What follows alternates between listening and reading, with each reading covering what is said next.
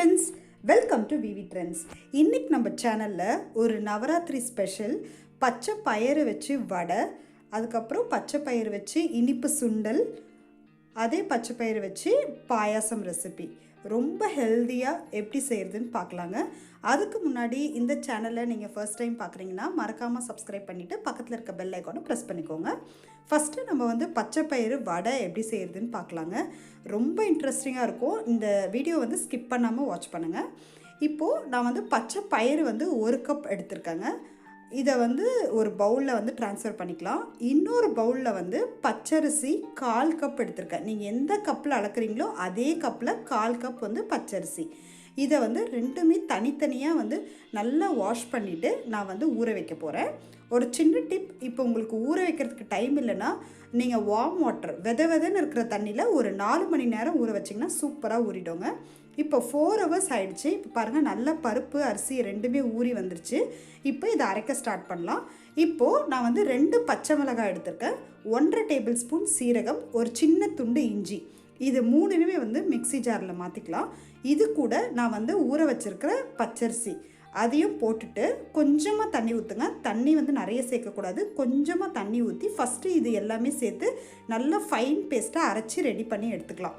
இதை அரைச்ச உடனே அதுக்கப்புறமா நம்ம ஏற்கனவே ஊற வச்சுருக்கிற இந்த பச்சை பயிறு இருக்கு இல்லையா, அதை கொஞ்சம் கொஞ்சமாக போட்டு தண்ணி எதுவுமே சேர்க்காமல் இதை நல்லா கோர்ஸாக அரைச்சி எடுத்துக்கலாம். பருப்பு கொஞ்சம் கொஞ்சம் தெரியணும், கொஞ்சம் கொஞ்சம் மசிஞ்சு இருக்கணும். அந்த மாதிரி ரொம்ப கோர்ஸாக தான் அரைக்கணும். நீங்கள் இதை உருண்டை பிடிச்சிங்கன்னா உங்களுக்கு கையில் உருண்டை பிடிக்க வரணும். அந்த ஸ்டேஜ் வர வரைக்கும் நீங்கள் அரைக்கணும்.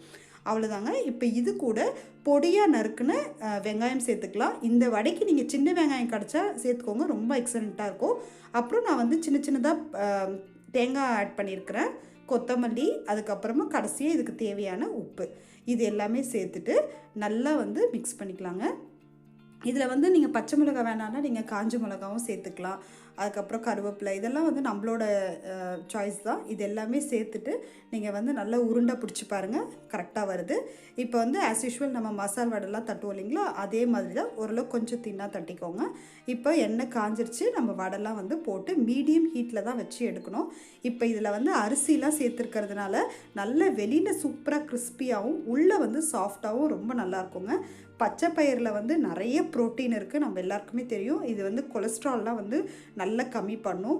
இப்போ இதில் ஃபேட்டே இல்லை. ஸோ இதில் பார்த்திங்கன்னா நிறைய ப்ரோட்டீன் ரிச் ஃபுட் இது.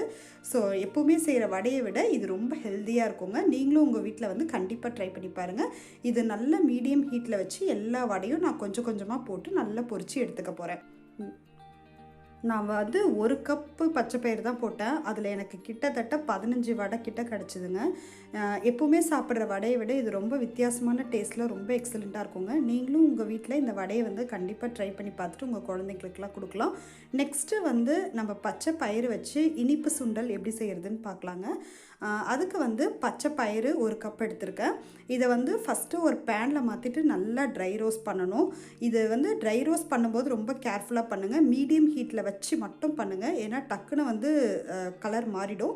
இதில் நல்லா உங்களுக்கு ஒரு ஸ்மெல் வரும், நல்ல மணமாக இருக்கும். ஸோ அந்த மாதிரி ஸ்டேஜ் வந்ததுக்கப்புறமா நீங்கள் அதை ஆஃப் பண்ணிவிட்டு அதை நல்லா வாஷ் பண்ணிவிட்டு ப்ரெஷர் குக்கரில் மாற்றிட்டு நீங்கள் 1க்கு 3 மடங்கு, அதாவது 1 கப்பு பச்சை பயிறு எடுத்திங்கன்னா அதே கப்பில் 3 மடங்கு தண்ணி எடுக்கணுங்க. அதே கப்பில் தண்ணி அளந்துக்கோங்க, 1:3 ரேஷியோ.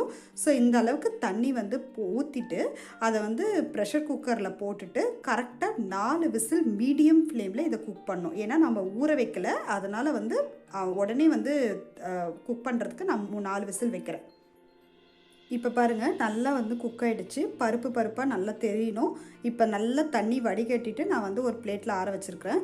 அதுக்கப்புறம் 1/2 கப்பு வெல்லம், எந்த கப்பில் நீங்கள் பயிர் அளந்தீங்களோ அதே கப்பில் 1/2 கப்பு வெல்லம் போட்டுட்டு அப்புறம் கொஞ்சமாக ஒரு 4-5 டேபிள் ஸ்பூன் தண்ணி ஊற்றி ஃபஸ்ட்டு அதை கரைச்சி நான் அதில் இருக்கிற அந்த தூசியெல்லாம் எடுக்க போகிறேன். அதை அந்த ஃபில்ட்ரு பண்ணி தனியாக எடுத்து வச்சிட்டேன். அதுக்கப்புறம் ஒரு பேன் ஹீட் பண்ணிவிட்டு 1 டேபிள் ஸ்பூன் நெய் விட்டுக்கலாம். நெய் உருகின உடனே நான் சின்ன சின்னதாக தேங்காவை கட் பண்ணி வச்சுருக்கேன். இது ஆப்ஷனல் தான். இது போட்டால் இன்னும் நல்லாயிருக்கும், அதை கடித்து சாப்பிடும்போது ரொம்ப நல்லாயிருக்கும். அதை வறுத்துட்டு நம்ம பச்சை பயிரை தண்ணி வடிகட்டிட்டு எடுத்து வச்சுருக்கோம் இல்லைங்களா, அதை போட்டுட்டு லைட்டாக ஒரு மிக்ஸ் கொடுங்க. ஏன்னா மீதி இருக்கிற வாட்டர் இருந்ததுன்னா அது அப்படியே அப்சர்வ் ஆகிக்கும். அதுக்காக கொஞ்சமாக ஒரு பிஞ்ச் சால்ட் போட்டுக்கலாம், ஸ்வீட்டை வந்து நல்லா தூக்கி கொடுக்கறதுக்கு. அவ்வளோதான். இதை நல்லா போட்டு மிக்ஸ் பண்ணிக்கோங்க. இப்போ வந்து நம்ம ஏற்கனவே கரைச்சி வடிகட்டி வச்சுருக்கோம் இல்லைங்களா, அந்த வெள்ளை கரைசல், அதையும் இதை ஊற்ற போகிறோம். இதில் ஊற்றிட்டு நல்லா வந்து மிக்ஸ் பண்ணிக்கோங்க. எப்பவுமே நீங்கள் வெல்லம் அப்படியே போட்டிங்க அப்படின்னா அதில் வந்து நிறைய தூசிலாம் இருக்கும், அதனால் ஃபில்ட்ரு பண்ணி சேர்த்துக்கிறது நல்லதுங்க. இப்போ அதை மிக்ஸ் பண்ணிவிட்டு நம்ம வந்து நான் கொஞ்சமாக ஏலக்காய் தூள் ஒரு 1/2 டேபிள் ஸ்பூன் சேர்த்துக்க போகிறேன். அப்புறம் சுக்கு பொடி அது வந்து ஒரு பிஞ்ச் சேர்த்துருக்கேன். அது நல்ல டைஜஷனுக்காக, அது வாயு இல்லையா, அதுக்காக சேர்த்துருக்கேன். இப்போ அது போட்டு மிக்ஸ் பண்ணிவிட்டு கடைசியாக வந்து திருவுண தேங்காய் வந்து ஒரு 4-5 டேபிள் ஸ்பூன் அதையும் சேர்த்துட்டு நல்லா மிக்ஸ் பண்ணிக்கலாம். இப்போ இது குக் பண்ணுறது பார்த்திங்கன்னா அந்த வெல்லம் வந்து ஜஸ்ட்டு அது ட்ரை ஆகிற வரைக்கும் மட்டும்தான் நம்ம குக் பண்ணணும். ரொம்ப நேரம் நீங்கள் குக் பண்ணிங்க அப்படின்னா அது வந்து ஒரு மாதிரி இறுகிடும், வெல்லம் போட்டிருக்கிறதுனால இறுகிடும். அதனால ஜஸ்ட்டு ட்ரை ஆன உடனே அதை எடுத்து வேறு பவுலில் வந்து ட்ரான்ஸ்ஃபர் பண்ணிக்கோங்க. அவ்வளோதான், சுண்டல் சூப்பராக ரெடி ஆகிடுச்சுங்க. நெக்ஸ்ட்டு வந்து பச்சை பயிறு வச்சு எக்ஸலண்ட்டான ஹெல்த்தியான கீர் எப்படி பண்ணுறதுன்னு பார்க்கலாம். அதுக்கும் அதே மாதிரி தான் பச்சை பயிறு வந்து 1 கப் எடுத்திருக்கேன். அதை வந்து நல்லா ட்ரை ரோஸ்ட்டு ஒரு மீடியம் ஹீட் வச்சு நல்லா ட்ரை ரோஸ்ட் பண்ணிக்கிறோம். நல்ல இந்த ஸ்மெல் வர வரைக்கும் தான் ட்ரை ரோஸ்ட் பண்ணிவிட்டு அதை நல்லா வாஷ் பண்ணிக்கிறேன். ப்ரெஷர் குக்கரில் போட்டுட்டு எந்த கப்பில் அளந்தீங்களோ அதே கப்பில் 4 கப் தண்ணி ஊற்றுறோம். ஏன்னா நம்ம பாயசத்துக்கு நல்லா குழஞ்சாதான் நல்லாயிருக்கும் பருப்பு. நான் ஊற வைக்கல, அதனால் 4 கப் போட்டிருக்கேன். அதுக்கப்புறம் ஒரு பிஞ்சு சால்ட் போட்டுக்கலாம். போட்டு மிக்ஸ் பண்ணிவிட்டு ப்ரெஷர் குக்கரில் மாற்றிட்டு அதை வந்து 5 விசில் மீடியம் ஃப்ளேமில் நான் விட போகிறேங்க. 5 விசில் விட போகிறேன். இப்போது இன்னொரு பேனில் வந்து ஒரு 1/2 கப் அளவுக்கு வெல்லம், எந்த கப்பில் அளந்தீங்களோ அதே கப்பில் எல்லாமே அளந்துக்கோங்க. அது கூட கொஞ்சமாக தண்ணி ஊற்றி அதை வந்து மெல்ட் பண்ணிக்க போகிறேன். அதே மாதிரி அது மெல்ட் ஆன உடனே நம்ம அதை வந்து வடிகட்டி தனியாக எடுத்து வச்சுக்க போகிறோம். அவ்வளோதாங்க. இப்போ இந்த ப்ரொசீஜர் முடிஞ்சுது. நெக்ஸ்ட்டு வந்து ஒரு பேன் ஹீட் பண்ணிவிட்டு 1 டேபிள் ஸ்பூன் நெய் விட்டுக்கலாம். அதுக்கப்புறம் கொஞ்சம் கொஞ்சமாக தேங்காய் வந்து சின்ன சின்ன பீஸாக கட் பண்ணி வச்சுருக்கேன், அதையும் போட்டு நல்லா வறுத்துக்கலாங்க. இப்போ இதை வறுத்துட்டு இதெல்லாமே ஆப்ஷனல் தான், இந்த தேங்காய் எல்லாமே ஆப்ஷனல் தான், நம்மளுக்கு வேணும்னா போட்டுக்கலாம். இது பாயசத்துக்கு வந்து அது கடிச்சு சாப்பிடும்போது ரொம்ப நல்லாயிருக்கும். அதுக்கப்புறம் சின்ன சின்னதாக வந்து பாதாம் பருப்பு கட் பண்ணி போட்டிருக்கேன், அதையும் போட்டு நல்லா ஃப்ரை பண்ணிக்கலாம். உங்கள்கிட்ட என்னென்ன நட்ஸ் இருக்கோ அது எல்லாமே சேர்த்துக்கலாங்க. அதுக்கப்புறம் வந்து நான் முந்திரி பருப்பு சேர்க்க போகிறேன். அது வந்து ஒரு 4-5 முந்திரி பருப்பு சேர்த்துட்டு அவ்வளோதான், ஜஸ்ட்டு கோல்டன் ப்ரௌன் ஆகிற வரைக்கும் நல்லா வந்து ஃப்ரை பண்ணிக்கலாம்.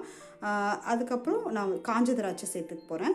அவ்வளோதான். இது எல்லாமே போட்டுட்டு அந்த பபிள் மாதிரி ஆகும் பார்த்திங்களா, அந்த ஸ்டேஜில் ஆஃப் பண்ணிவிடுங்க, போதும், ரொம்ப தீஞ்சிரும். அதனால் டக்குன்னு அதை வேறு இதில் மாற்றி வச்சுருங்க.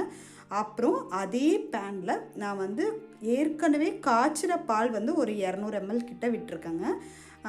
விட்டுட்டு அது ஒரு கொதி வரட்டும். அதுக்குள்ளே நம்மளுக்கு பருப்பு வந்து சூப்பராக வெந்து ரெடி ஆகிடுச்சு. இப்போ நான் அதை அமுக்கி காட்டுறேன் பாருங்கள். நல்லா குழஞ்சி வேகணும் பாருங்கள். அமுக்குனா நல்லா குழஞ்சி வெந்திருக்கணும்.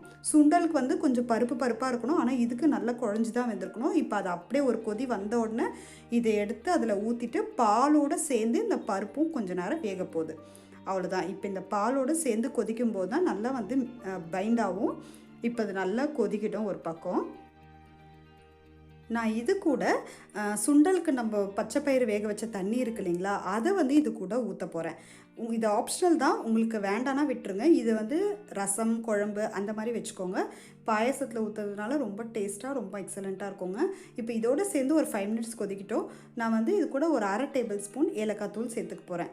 அவ்வளோதாங்க. இப்போ இது எல்லாம் வந்து ஒன்றா சேர்ந்து கொதிக்கிட்டோம். ஒரு பக்கம் எனக்கு பாயாசம் கொஞ்சம் தண்ணியாக வேணுன்றதுனால நான் அந்த தண்ணி ஊற்றினேன். அப்படி வேண்டானா நீங்கள் வந்து ஸ்கிப் பண்ணிடலாம், கொஞ்சம் திக்காகவே இருக்கட்டும். இப்போது நம்ம ஏற்கனவே வெல்லம் கரைச்சி வச்சுருக்கோம் இல்லைங்களா, அது நல்லா ஆறிடுச்சு.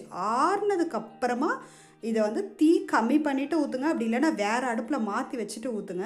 ஏன்னா நீங்கள் என்ன தான் நீங்கள் வெல்லம் வந்து நீங்கள் ஆற வச்சு ஊற்றினா கூட சம்டைம்ஸ் பால் சூடாக இருக்கும்போது தெரியும். அதனால் நான் எப்போவுமே வந்து வெல்லமும் பாலும் ஆட் பண்ணும்போது அந்த அடுப்பில் இருக்கிறத ஃபஸ்ட்டு இறக்கி வச்சுட்டு அதுக்கப்புறமா தான் நான் வெல்லம் வந்து ஆற வச்சு ஊற்றுவேன். ஸோ அதே மாதிரி தான் நான் இப்போவும் ஊற்றிருக்கேன். ஏன்னா வந்து சம்டைம்ஸ் இது தெரியும், சம்டைம்ஸ் வந்து கரெக்டாக இருக்கும். எல்லாமே வந்து கரெக்டான டெம்பரேச்சர் இருந்தால் ஓரளவுக்கு கரெக்டாக இருக்கும். இப்போ இது கூட நான் வந்து ஃப்ரை பண்ணி வச்சுருக்கிற நட்ஸு அது எல்லாமே வந்து சேர்த்துக்கலாங்க. அவ்வளோதாங்க. இப்போ இதெல்லாம் போட்டு நல்லா மிக்ஸ் பண்ணிக்கலாம். இப்போ இதெல்லாம் வந்து இதோடு ஸ்டாப் பண்ணிக்கோங்க. உங்களுக்கு வேண்டானா விட்டுறலாம். நான் வந்து இது கூட இன்னும் எக்ஸ்ட்ராவாக ஃப்ளேவர் டேஸ்ட் வந்து இன்னும் கொஞ்சம் என்ஹான்ஸ் பண்ணுறதுக்காக கண்டென்ஸ்ட் மில்க் சேர்க்க போகிறேன். கண்டென்ஸ்ட் மில்க் உங்ககிட்ட இல்லைன்னா பரவாயில்ல. கண்டென்ஸ்ட் மில்க் சேர்த்தா பாயசத்துக்கு ரொம்ப எக்ஸலண்ட்டாக இருக்கும். 1.5 டேபிள் ஸ்பூன் கண்டென்ஸ்ட் மில்க் இதையும் சேர்த்துக்கலாங்க. இது போட்டுட்டு ரொம்ப நேரம் கொதிக்கணும்னு அவசியம் இல்லை. ஜஸ்ட் ஒரு கொதி வந்தால் கூட போதும். எல்லா பாயசத்துக்குமே, இந்த பாயசம்னு இல்லை, எந்த பாயசத்துக்குமே நீங்கள் கண்டென்ஸ்ட் மில்க் சேர்க்கும்போது அதோட டேஸ்ட்டே ரொம்ப நல்லாயிருக்குங்க. போட்டுட்டு நல்லா மிக்ஸ் பண்ணிக்கோங்க. இப்போ உங்களுக்கு வெல்லம் வேண்டாம் அப்படின்னா நீங்கள் சர்க்கரையும் ஆட் பண்ணிக்கலாம். நாட்டு சர்க்கரை எது வேணாலும் ஆட் பண்ணிக்கலாங்க. இந்த பாயசம் ரொம்ப ஹெல்த்தியாக, எப்போவுமே செய்கிற பாயசத்தை விட இது ரொம்ப ஹெல்த்தியான, ரொம்ப எக்ஸலண்ட்டாக இருக்கும். நீங்களும் உங்கள் வீட்டில் கண்டிப்பாக இந்த பாயசம் ரெசிபி ட்ரை பண்ணி பார்த்துட்டு எனக்கு எப்படி வந்ததுன்னு சொல்லுங்கள். அவ்வளோதாங்க. நம்ம நவராத்திரி ஸ்பெஷல் பச்சை பயிர் வச்சு வடை, சுண்டல், பாயசம் 3மே ரெடி பண்ணிட்டோம். கண்டிப்பாக உங்கள் வீட்டில் இந்த நவராத்திரிக்கு செய்வீங்கன்னு நினைக்கிறேன். இந்த வீடியோ உங்களுக்கு பிடிச்சிருந்துன்னா மறக்காமல் விவி ட்ரெண்ட்ஸ் சேனல் சப்ஸ்கிரைப் பண்ணிவிட்டு பக்கத்தில் இருக்க பெல் ஐக்கான் ப்ரெஸ் பண்ணிக்கோங்க. மறக்காமல் ஃபேஸ்புக்லேயும் போய்ட்டு விவி ட்ரெண்ட்ஸ் பேஜை ஃபாலோ பண்ணுங்கள். தேங்க்ஸ் ஃபார் வாட்சிங்.